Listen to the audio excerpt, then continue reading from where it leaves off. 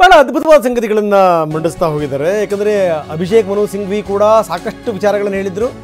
ಅದಕ್ಕೆ ಒಂದೊಂದೇ ವಿಚಾರಕ್ಕೆ ಸಂಬಂಧಪಟ್ಟಂಗೆ ತುಷಾರ್ ಮೆಹ್ತಾ ವಿವರಗಳನ್ನು ಕೊಡ್ತಾ ಹೋದರು. ಸುದೀರ್ಘವಾದಂಥ ವಾದವನ್ನು ಮಂಡಿಸಿದರು ಮೆಹ್ತಾ ಅವರ ವಾದ ಈಗ ಕೊನೆಯಾಯಿತು. ಕೆಲವೊಮ್ಮೆ ದೂರುಗಳಿಗೆ ಶೀಘ್ರವಾಗಿ ಸ್ಪಂದಿಸಬೇಕು. ಸಾಂವಿಧಾನಿಕ ಕರ್ತವ್ಯದಲ್ಲಿದ್ದಂಥ ಸಂದರ್ಭದಲ್ಲಿ ಶೀಘ್ರವಾಗಿ ಸ್ಪಂದಿಸುವಂಥದ್ದು ಇವರ ಕೆಲಸ. ಆದರೆ CM ಯಾವುದೇ ನಿರ್ಣಯ ಕೈಗೊಂಡಿಲ್ಲ. ನೋಡಿ, ಬಹಳ ಗಮನಿಸಬೇಕಿಲ್ಲಿ. ಶಿಫಾರಸು ಮಾಡಿಲ್ಲ ಅಂತಂತಂದ್ರೆ ನೀವು ಯಾಕೆ ಸ್ವಾಮಿ ಟೆನ್ಷನ್ ಮಾಡ್ಕೊಂಡಿದ್ದೀರಿ? ಇದು ಅವ್ರು ಕೇಳುವಂಥ ಪ್ರಶ್ನೆ. ಬನ್ನಿ, DK ಶಿವಕುಮಾರ್ ಮಾಡ್ತಾರೆ ನೋಡೋಣ. ಅವಕಾಶವನ್ನು ಮಾಡಿಕೊಟ್ರು, ನಮಗೆ ಚಾ ಟೀ ಕೊಟ್ಟರು, ಕಾಫಿ ಕೊಟ್ಟಿದ್ದಾರೆ, ನಮ್ಮ ಮಾತು ಸ್ನ್ಯಾಕ್ಸ್ ಕೊಟ್ಟಿದ್ದಾರೆ, ನಮ್ಮ ಮಾತನ್ನು ಆಲಿಸಿದ್ದಾರೆ, ನಮಗೆ ನ್ಯಾಯ ಕೊಡ್ತೇವೆ ಅಂತೇಳಿ ಭರವಸೆಯನ್ನು ಕೂಡ ಕೊಟ್ಟಿದ್ದಾರೆ. ನಮ್ಮದು ಮುಖ್ಯ ಇಲ್ಲಿ ನಾವು ಸಿದ್ದರಾಮಯ್ಯನವರ ವಿಚಾರಕ್ಕೆ ಇಲ್ಲಿಗೆ ಬರಲಿಲ್ಲ. ದೂರುದಾರ ಸ್ನೇಹಮಯಿ ಕೃಷ್ಣ ಅವರ ಪರ ವಕೀಲ ಸಿಂಗ್ ಅವರು ಶುರುವಾಗಿದೆ. ಮಣಿಂದರ್ ಸಿಂಗ್ ಈಗ ವಾದವನ್ನು ಶುರು ಮಾಡಿದ್ದಾರೆ. 3 ಅಂಕಿ ಸಂಖ್ಯೆಗಳನ್ನು ದಾಖಲಿಸಿಕೊಳ್ಳಿಕ್ಕೆ ಮಣಿಂದರ್ ಸಿಂಗ್ ಮನವಿ ಮಾಡಿದ್ದಾರೆ.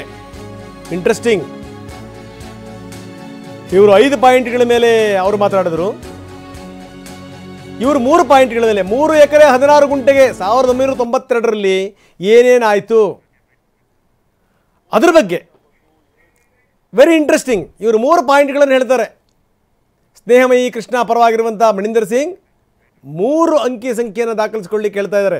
ಇಲ್ಲಿ ಬಹಳಷ್ಟು ಇಂಟ್ರೆಸ್ಟಿಂಗ್ ಸಂಗತಿಗಳನ್ನು ನಾವಿಲ್ಲಿ ಉಲ್ಲೇಖಿಸಲೇಬೇಕು. 2001-2004ರ ನಡುವೆ ಮುಡಾ ನಿವೇಶನಗಳನ್ನು ಹಂಚಲಾಗಿತ್ತು. ಸ್ವಾಧೀನವಾದಂಥ ಜಮೀನಲ್ಲಿ ನಿವೇಶನಗಳನ್ನು ಹಂಚಿಕೆ ಮಾಡಲಾಗಿದೆ. ನೋಡಿ, ಪಾಯಿಂಟ್ಸ್ಗಳಿದೆ ಇಲ್ಲಿ. ದೂರುದಾರ ಸ್ನೇಹಮಯಿ ಕೃಷ್ಣ ಪರ ಮಣಿಂದರ್ ಸಿಂಗ್ ವಾದ ಮಂಡಿಸ್ತಾರೆ. ಕೆಲವೊಂದು ಒಳ್ಳೆಯ ಪಾಯಿಂಟ್ಗಳನ್ನು ಹಾಕ್ತಾರೆ. 3 ಪಾಯಿಂಟ್ಗಳನ್ನು ಅವರು ಉಲ್ಲೇಖ ಮಾಡ್ತಾರೆ. ಕ್ಯಾಬಿನೆಟ್ ನೋಟ್ನಲ್ಲಿ ರಿಟ್ ಅರ್ಜಿ ಅಂತ ನಮೂದಿಸಲಾಗಿತ್ತು. ಕ್ಯಾಬಿನೆಟ್ ನೋಟ್ನಲ್ಲಿ ರಿಟ್ ಅರ್ಜಿ ಅಂತ ಉಲ್ಲೇಖಿಸಲಾಗಿದೆ. CM ಪತ್ನಿಗೆ 14 ನಿವೇಶನ ಹಂಚಲಿಕ್ಕೆ ಬೇರೆ ಬೇರೆ ಕೇಸ್ಗಳ ಹೈಕೋರ್ಟ್ ಆದೇಶವನ್ನು ಆಧಾರವಾಗಿಟ್ಕೊಂಡು ಮಾಡಲಾಗಿದೆ, ಅದನ್ನು ಉಲ್ಲೇಖಿಸಲಾಗಿದೆ. ಆದರೆ ರಿಟ್ ಅರ್ಜಿಗಳ ಸಂಪೂರ್ಣ ವಿವರಗಳೇ ಇದರಲ್ಲಿ ನಮೂದಾಗಿಲ್ಲ. ಇದು ಸಿಂಗ್ ಅವರ ವಾದ, ಮಣಿಂದರ್ ಸಿಂಗ್ ಅವರ ವಾದ. ಸ್ವಾಧೀನವಾದಂಥ ಜಮೀನಲ್ಲಿ 2001-2004ರ ನಡುವೆ ಮುಡಾ ನಿವೇಶನ ಹಂಚಿಕೆಯಾಗಿವೆ. ಸ್ವಾಧೀನವಾದಂಥ ಜಮೀನಲ್ಲಿ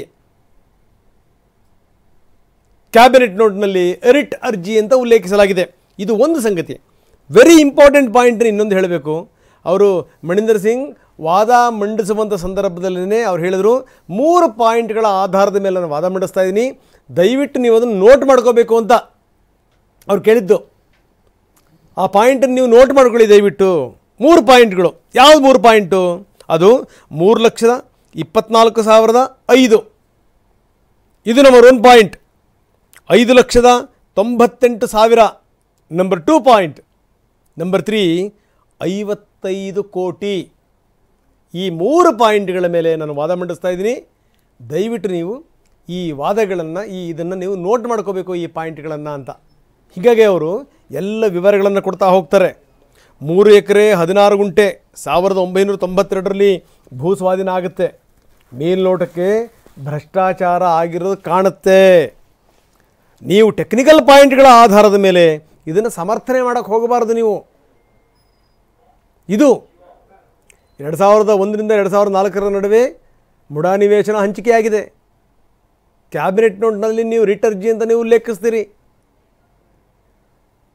ಏನಿದೆ ಅರ್ಥ ಇದು? ಅದಕ್ಕೆ ಅವ್ರು ಹೇಳ್ತಾರೆ, ಟೆಕ್ನಿಕಲ್ ಪಾಯಿಂಟ್ಸ್ಗಳ ಆಧಾರದ ಮೇಲೆ ನೀವು ಇದನ್ನು ಸಮರ್ಥನೆ ಮಾಡ್ಕೋಬಾರ್ದು ಈ ಕೇಸನ್ನು. ಬಹಳ ಒಳ್ಳೆಯ ಪಾಯಿಂಟ್ಗಳಿದೆ ಇದರಲ್ಲಿ. ಇನ್ನೊಂದಿಷ್ಟು ವಿವರಗಳನ್ನು ನಾನು ನಿಮಗೆ ಕೊಡ್ತಾ ಹೋಗ್ತೀನಿ. ಭೂ ಸ್ವಾಧೀನವನ್ನು ಯಾರೂ ಪ್ರಶ್ನೆ ಮಾಡಿ ಕೋರ್ಟಿಗೆ ಹೋಗಿಲ್ಲ. ಭೂ ಸ್ವಾಧೀನವನ್ನು ನೀವು ಇದಕ್ಕೆ ಸಂಬಂಧಪಟ್ಟಂಗೆ ಯಾರು ಪ್ರಶ್ನೆ ಮಾಡಿಲ್ಲ ಕೋರ್ಟಲ್ಲಿ. ಸ್ವಾಧೀನವಾದಂಥ ಜಮೀನಲ್ಲಿ 2001-2004ರ ನಡುವೆ ಮುಡಾ ನಿವೇಶನ ಹಂಚಿಕೆ ಮಾಡಲಾಗಿದೆ. ನೀವು ಕ್ಯಾಬಿನೆಟ್ ನೋಟ್ನಲ್ಲಿ ಏನಂತ ಕಳಿಸ್ತೀರಿ? ರಿಟ್ ಅರ್ಜಿ ಅಂತ ಉಲ್ಲೇಖಿಸ್ತೀರಿ. ಭೂಮಿಯ ಪ್ರಾಥಮಿಕ ಅಧಿಸೂಚನೆಯಾಗದ ತೀರ್ಪನ್ನು ಬಳಸಲಾಗಿದೆ. ದೂರುದಾರ ಸ್ನೇಹಮಯಿ ಕೃಷ್ಣ ಪರ ಮಣಿಂದರ್ ಸಿಂಗ್ ವಾದ ಮಂಡಿಸ್ತಾ ಇದ್ದಾರೆ. ಸ್ವಾಧೀನವೇ ಆಗದೆ ಜಮೀನು ಬಳಸ್ಕೊಳ್ಳೋದಕ್ಕೂ ಕೂಡ ಪ್ರಕ್ರಿಯೆಯನ್ನು ಪಾಲಿಸಿ ಸ್ವಾಧೀನಕ್ಕೂ ಆ ಪ್ರಕ್ರಿಯೆ ಪಾಲನೆ ಮಾಡಿರೋದಕ್ಕೂ ಸ್ವಾಧೀನಕ್ಕೂ ಬಹಳ ವ್ಯತ್ಯಾಸ ಇದೆ. ಅಲ್ಲಿ ಬಳಸಿದ ಮಾನದಂಡವನ್ನು ಇದಕ್ಕೆ ಅಳವಡಿಸಿಕೊಳ್ಳಲಾಗಿದೆ.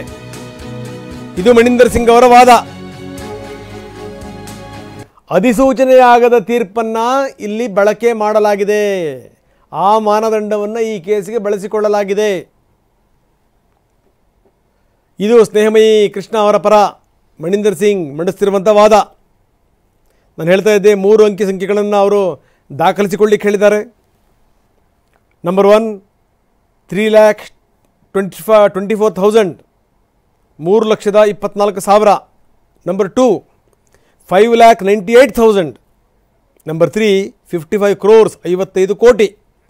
ಈ 3 ಅಂಕಿ ಅಂಶಗಳನ್ನು ದಾಖಲಿಸಿಕೊಳ್ಳಿಕ್ಕೆ ಅವರು ಮನವಿ ಮಾಡಿದರು. ಇದು ಮೇಲ್ನೋಟಕ್ಕೆ ಇಲ್ಲಿ ಭ್ರಷ್ಟಾಚಾರ ಅನ್ನುವಂಥದ್ದು ಸಾಬೀತಾಗಿದೆ. ಇದಕ್ಕೆ ತಾಂತ್ರಿಕ ಕಾರಣ ನೀಡಿ ನೀವು ಸಮರ್ಥನೆ ಮಾಡ್ಕೋಬೇಡಿ ಅಂತ ಕೂಡ ಅವ್ರು ಕೇಳಿದರು.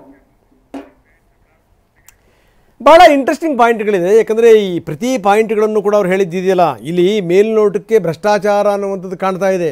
ಹೀಗಾಗಿ ಈ ಟೆಕ್ನಿಕಲ್ ರೀಸನ್ಸ್ಗಳನ್ನ ಕೊಟ್ಟುಬಿಟ್ಟು ನೀವು ಸಮರ್ಥನೆ ಮಾಡ್ಕೋಬೇಡಿ ನೀವು ಇದನ್ನು ಅನ್ನುವಂಥ ಮಾತನ್ನು ಕೂಡ ಮಣಿಂದರ್ ಸಿಂಗ್ ಹೇಳಿರುವಂಥದ್ದು.